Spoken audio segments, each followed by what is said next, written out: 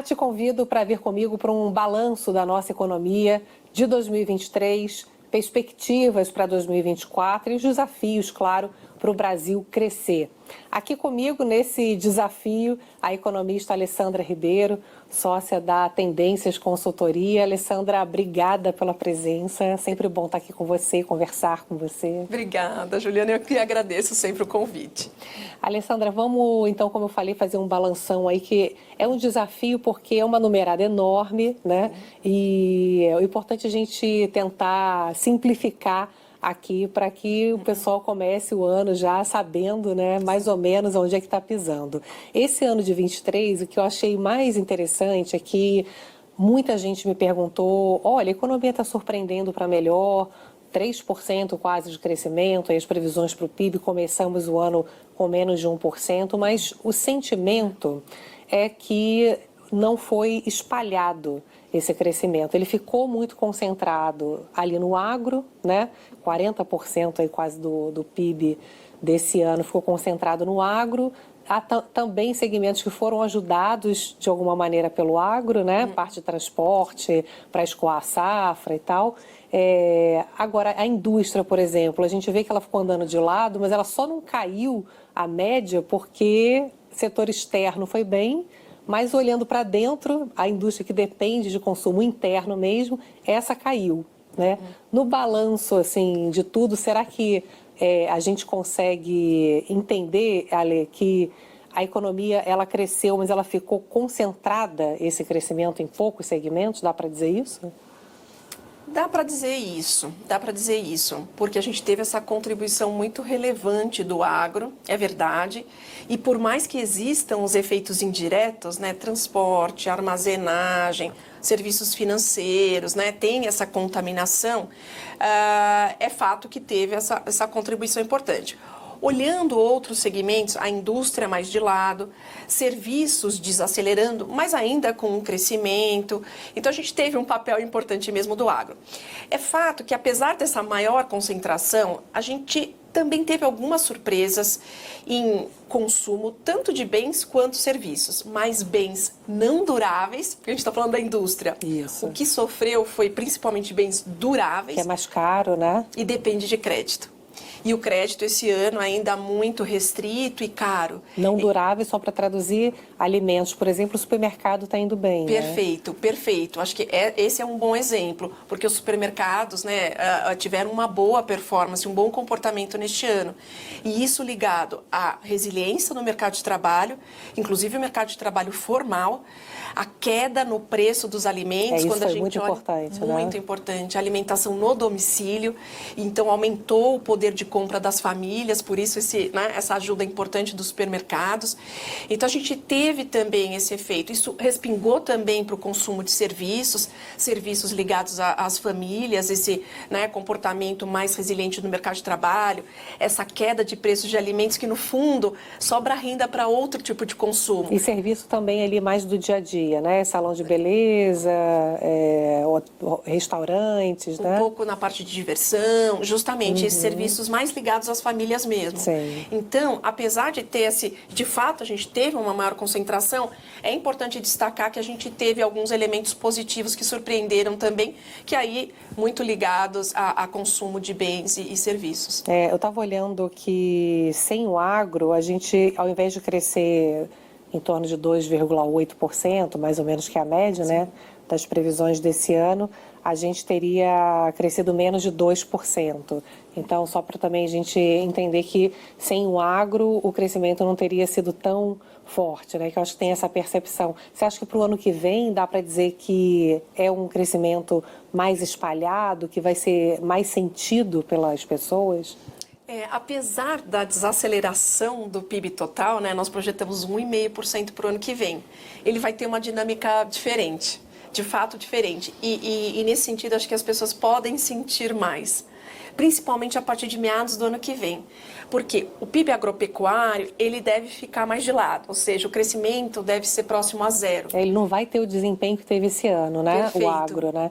Até é importante a gente olhar de dois pontos de vista, né? Tanto o PIB quanto a inflação de alimentos, né? Perfeito. Porque a parte agro foi muito bem esse ano. O El Niño já começou a atrapalhar a agricultura, efeitos climáticos. Ainda tem a irmã dele ano que vem, a El Niña. Justamente. Não é isso?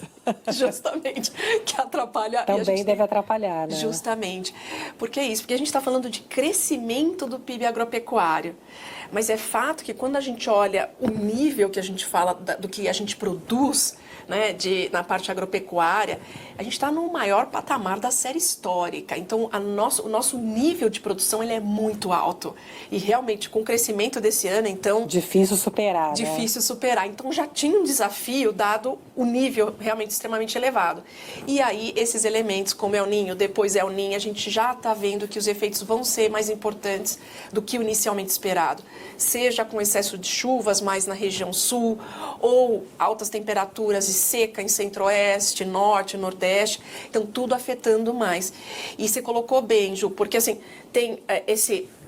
crescimento que vai ser muito baixo, próximo a zero na nossa estimativa, mas tem um efeito disso para preços. Tanto é que nós esperamos sim, que os preços dos alimentos, principalmente no domicílio, eles devem ter alta no ano que vem. Esse ano ajudaram muito, agora finalzinho de ano sempre tem uma pressão sazonal, sim. né? Sempre fica muito calor, chove muito, né? Isso mesmo. Aí acaba afetando, principalmente a parte de verduras, legumes, mas dado o efeito aí do El Niño, a gente deve ter uma pressão realmente maior para a inflação de alimentos no ano que vem. Então, mas acho que o ponto, né, assim, ainda que tenha esse crescimento mais limitado do agropecuário, a gente está num processo de desaceleração da inflação, redução de juros, então a economia deve sentir mais esse efeito todo a partir de meados do ano que vem, na nossa avaliação. E aí a indústria, que é mais sensível a crédito, seja máquinas e equipamentos, seja consumo, que a gente fala de bens duráveis, automóveis, eletrodomésticos, isso deve ter um impulso maior a partir de meados do ano que vem. E aí isso deve ser mais sentido, né? Isso que é interessante, porque se a gente pensar que a composição do PIB do ano que vem não vai ter o impulso do agro, ou seja, para sustentar o PIB, você vai ter que ter o consumo interno sendo a estrela do ano e não o agro, né? Então, não é que é uma maravilha, né? É sempre bom a gente salientar, sim, mas você tem um ano onde você tem uma percepção de melhora, como você falou, né? Com a inflação. A inflação é um outro ponto interessante, né, Alessandra? Porque quando a gente traz os números também, quando você olha lá os dados da inflação, não parece que teve uma queda muito grande. Os dados do IPCA mostram que 2023 até foi muito bom, né, por conta de alimentação, aí principalmente, 4,6, enfim, 4,7 ficou abaixo ali, né, do que se imaginava também, né, os dados de inflação. Mas se a gente compara com 2022, que foi 5,78 a inflação, não parece que deu uma grande diminuída a inflação, né, de 5,78 para ao redor ali dos 4,5, né?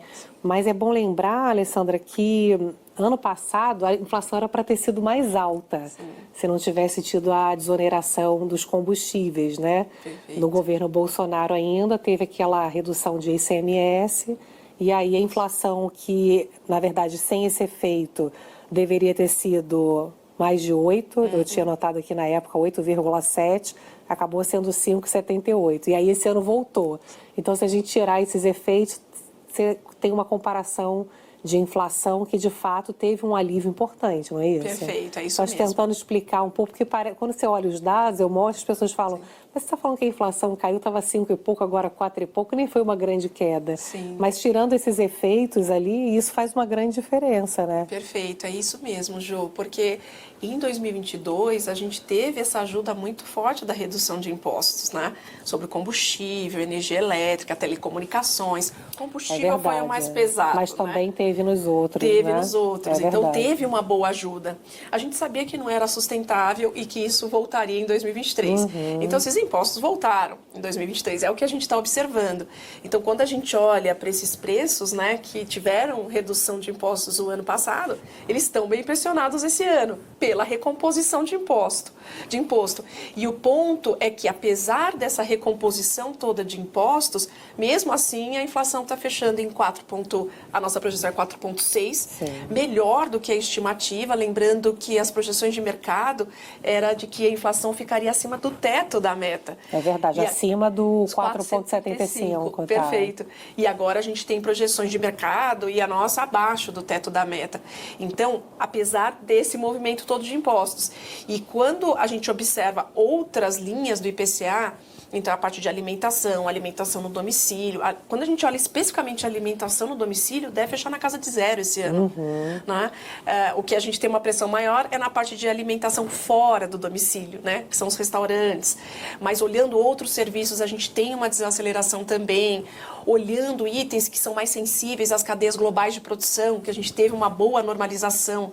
Então, na parte de eletrônicos, mesmo a parte de eletrodomésticos, móveis. A inflação até foi bem baixinha esse ano, nessa parte de produtos da indústria, né? Estava olhando aqui em torno de 2%. Sim. Então, apesar de o número cheio não impressionar muito, o fato é que na abertura a gente vê uma boa desaceleração. Agora, vamos aos desafios, porque aí eu acho que você me deu um bom gancho para um desafio. Você que está acompanhando aqui a gente, o que acontece? A gente está falando aí de inflação baixa, só que ela poderia ser mais baixa se não houvesse, por exemplo, aumento de ICMS, que os estados já anunciaram que já vão começar a fazer aumento de ICMS. Eles dizem que é também por conta da reforma tributária. O Bernardo Api, secretário da reforma tributária, o Aguinaldo Ribeiro também, que é relator, diz que não tem nada a ver com a reforma tributária, que é uma recomposição do passado justamente dessas perdas com ICMS de combustíveis, mas no fim, a inflação, por exemplo, de produtos da indústria acaba sendo um pouco maior se você imaginar que você tem um peso maior de ICMS a partir do ano que vem. Ou seja, aí eu acho que é um bom gancho, na verdade, para a gente falar sobre fiscal, né? Sim. Porque a sensação que a gente tem é que a gente sempre pode crescer mais, ter menos inflação, só que aí vem o danado do gasto público comer a nossa possibilidade de ter um desempenho melhor da economia, né? O quanto que o fiscal dessa volta toda para a gente tentar traduzir, né, para o pessoal que está acompanhando a gente, o quanto que o fiscal, ele tira PIB, ele tira crescimento, né? Ele atrapalha o crescimento. Como é que você está vendo hoje o desafio aí fiscal? Pois é, ele é grande, viu, Ju? Acho que ele é bem grande para 2024, porque a gente tem, né, uma meta que está sendo perseguida pelo atual governo, né, que é uma meta de resultado primário zero para o governo central o ano que vem. E é uma meta muito difícil, de difícil execução.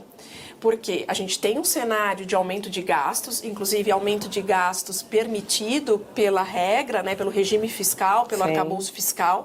Então, é aumento real dos gastos que precisa ser financiado. É até bom lembrar que o arcabouço fiscal, que substitui o teto de gasto, ele, na verdade, limita o crescimento dos gastos, não é queda de gasto. Perfeito. Né? É como se fosse um freio, mas continua crescendo. Continua crescendo. Né? E aí, se cresce o gasto, eu preciso financiar. Sim. E aí, como eu financio com uma economia que está em desaceleração? Né? Então, esse é o grande desafio.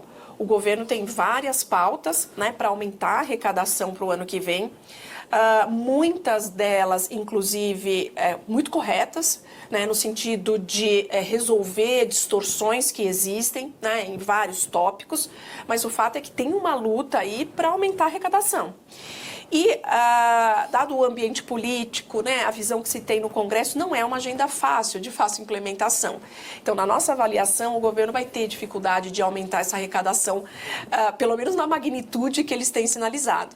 Nos nossos cenários, a gente engloba aí uma taxa de sucesso do governo em relação às receitas prometidas de cerca de 40%. É muito pouco. Então, muito pouco. Então, pelas nossas contas, o resultado primário ele vai ser negativo em 0,8% do PIB. Isso dá quantos bilhões de rombo fiscal? Da diferença? Porque a gente está falando que o governo inicialmente prometeu zero de déficit, é gastar exatamente o que receber. Só que aí vai faltar quantos bilhões? Então, porque a receita prometida, justamente, eles estão falando em coisa na casa de 170 bilhões, né? E a gente está falando que eles, enfim, falando, a nossa hipótese é de cerca de 70 bilhões. Então vão faltar. Ou seja, 100, pela nossa isso? conta, faltariam 100 bilhões. É dinheiro, né? É dinheiro. Então, essa é uma grande dificuldade, além do lado dos gastos, né? Que a gente também tem uma dificuldade, apesar desse cenário de aumento de gastos, a gente tem algumas rubricas, assim, que terão um crescimento mais expressivo do que o inicialmente estimado pelo governo. Por exemplo, Previdência. Então, os gastos obrigatórios nessa continha final também vão crescer mais. Então, assim, tem um desafio muito grande do governo. E por que ele é tão importante, né, Ju, para crescimento, essas coisas? Porque se os agentes que financiam o governo, né, essa dívida do governo, vem um risco na sustentabilidade dessas contas ou no pagamento dessa dívida, o que eles fazem? Eles requerem um juro maior para financiar esse governo. Sim. E com um juro maior, o que acontece? O juro de mercado maior. Isso afeta toda a economia, então todo mundo vai pagar mais caro no seu crédito, seja para consumo, seja para investimento. Então, o que acontece? A economia cresce menos. Por isso que o fiscal é tão relevante. Ele é o grande guarda-chuva da estabilidade, né? Se ele mostra problema, não adianta outras agendas. Elas vão ter os efeitos completamente minimizados quando o guarda-chuva não está em ordem, né? É complicado, né? É que nem você vai pedir dinheiro no banco, aí você chega lá com o seu contra-cheque. Outro dia eu estava me dando esse exemplo, o Jefferson Bittencourt, que foi secretário do Tesouro, né? Você chega com o seu contra-cheque, chega com o dinheiro que você tem ali na conta corrente, o banco vai falar, tá bom, eu te empresto, mas eu vou te emprestar mais caro, porque você não tem condições de pegar esse empréstimo, né? Isso. E aí todo mundo paga esse juro alto. E aí, Alessandro, o que a gente percebe é o seguinte, você tem uma discussão, mas não precisa ser déficit zero. O que aconteceu é que o governo chegou já pedindo uma licença para gastar muito além do que era necessário, olhando inclusive o plano da campanha, né? Os números que eu me lembro que, se tudo fosse colocado em prática, é claro que tinha muito dinheiro que precisava de fato ser gasto com coisas que estavam atrasadas, que eram essenciais, merenda escolar, vacinação, na parte de obras essenciais que estavam paradas, enfim. Tudo dava 80 bi e o Congresso aprovou 170 bi. Né? E a questão é sempre essa, né? Porque a discussão é que aí o Haddad falou assim, não vamos chutar o pau da barraca, não vamos ser um governo que não tem responsabilidade. Então, para dar um choque de credibilidade, apresentou essa meta, olha, vamos zerar o déficit.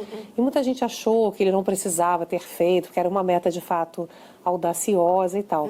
E eu acho que a discussão que é interessante da gente trazer não é nem se vai cumprir exatamente, mas a mulher de César não basta ser honesta, ela tem que parecer honesta, não é isso? Mesmo que não entregue a meta zero, assim, o esforço todo que o governo mostrar que está fazendo para chegar o mais perto disso é importante. Isso não está claro, né? Perfeito, eu acho que é exatamente isso. Falar, papel aceita qualquer coisa. É verdade, aceita, mas quando você se compromete com aquele papel, o que está acontecendo? Você está guiando seus esforços para aquilo, para chegar o mais próximo daquilo. Então, eu acho essencial a manutenção das metas, né? Porque os esforços do governo vão estar focados nisso, seja do lado da receita, seja do lado do gasto, se precisar, por exemplo, contingenciamento.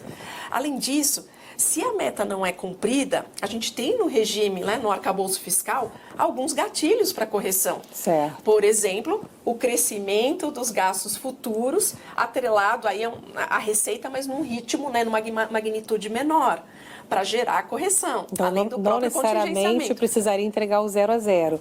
Se você não mudasse a regra, né, Sim. você podia simplesmente atuar dentro dos gatilhos. Perfeito. Né? E os gatilhos, eles estão construídos para gerar alguma correção.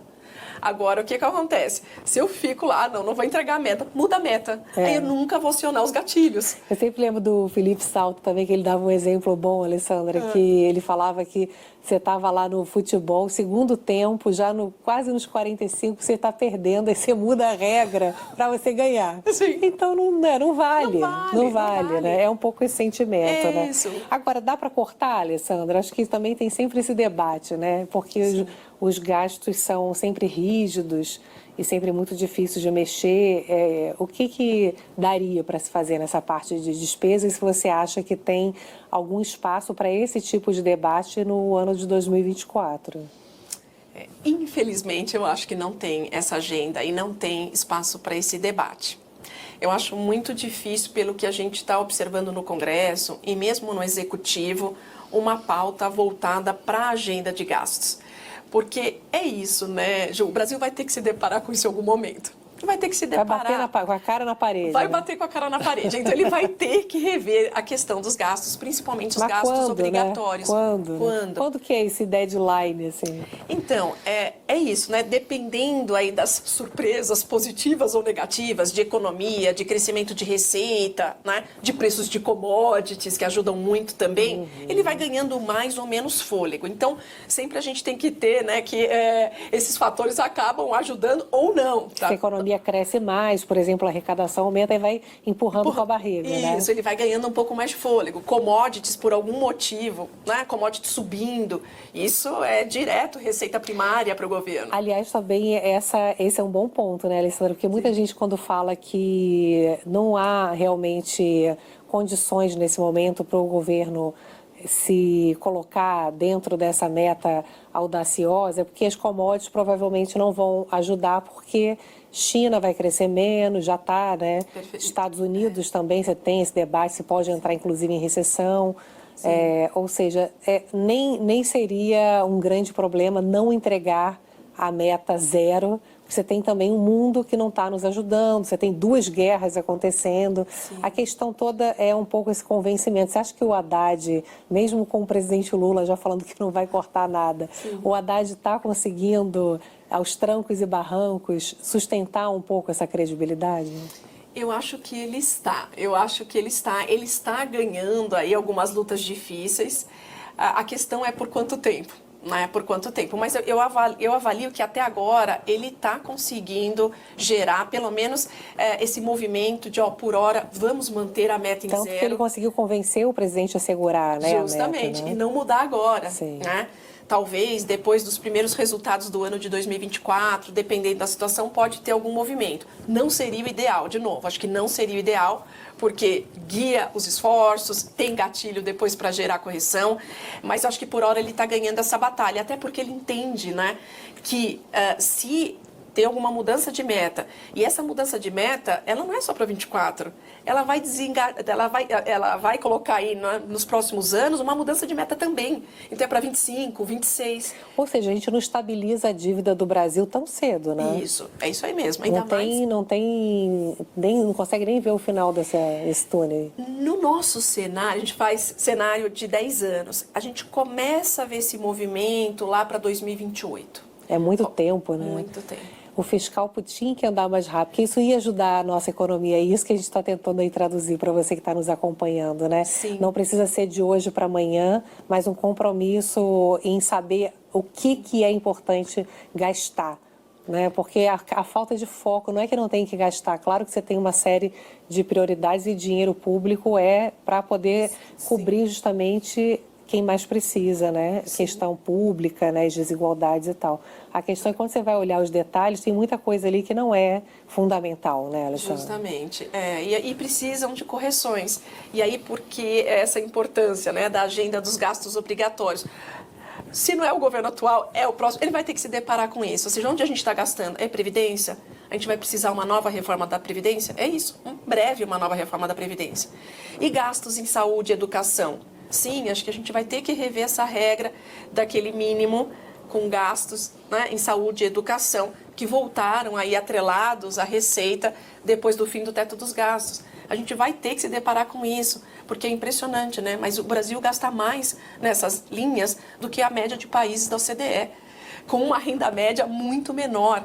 Então, isso significa que a gente gasta muito e gasta mal, porque, além de tudo, a qualidade do serviço é ruim. Então, vai ter que se deparar com isso. A tão famosa reforma administrativa. Vai ter que rever. A tributária vai dar para o gasto ou você acha que está ruim demais? Então, a nossa avaliação ela é positiva em relação à reforma tributária. É o copo meio cheio. Ele é o copo meio cheio. É o ideal? Não é. Mas é uma reforma que mantidos os seus pilares principais aí de um sistema, né, de imposto sobre o valor agregado, ela deve ter efeitos importantes para a economia ao longo do tempo. Então, a reforma, aos trancos e barrancos, no final ainda ela deve, não é nota 10, como disse o ministro, eu acho que é bem por aí, mas ainda é uma reforma muito importante. A gente já está no finalzinho do programa, eu gosto muito de usar, meu pai é pernambucano, né? Sempre usa essa frase, o otimista é um bobo, o pessimista é um chato, bom mesmo é ser um realista esperançoso. Você está uma realista esperançosa? Essa pergunta é ótima. Eu estou uma realista esperançosa. Eu acho que tem pontos positivos na agenda, tem riscos, é verdade, a gente precisa ficar olhando, mas tem evoluções aí importantes, né? Então, a própria reforma tributária é uma, a gente só precisa, nesse texto final, fazer uma boa reforma. E administrar o risco, né? Evitar que esses riscos se materializem. Então, eu acho que eu estou nessa direção. Inspirados por Ariano Suassuna. Isso, justamente. Alessandra, muito obrigada. Bom demais conversar com você. Eu que agradeço. Obrigada.